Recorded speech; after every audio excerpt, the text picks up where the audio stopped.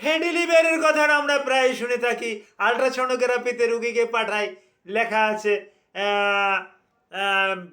Fatty liver grade 1, fatty liver grade 2, fatty sense in the liver grade 1, grade 2। এই যে fatty sense in the liver grade 1, grade 2, এখান থেকে grade 3তেও চলে যেতে পারে। তখন বড় ধরনের একটা সমস্যা আছে। আর লিভারের, এই ফ্যাটি লিভারের ভালো একটা চিকিৎসা নাই, কোনো মেডিসিন নাই। আপনাকে নিজেরটা নিজেই আপনাকে চেষ্টা করতে হবে।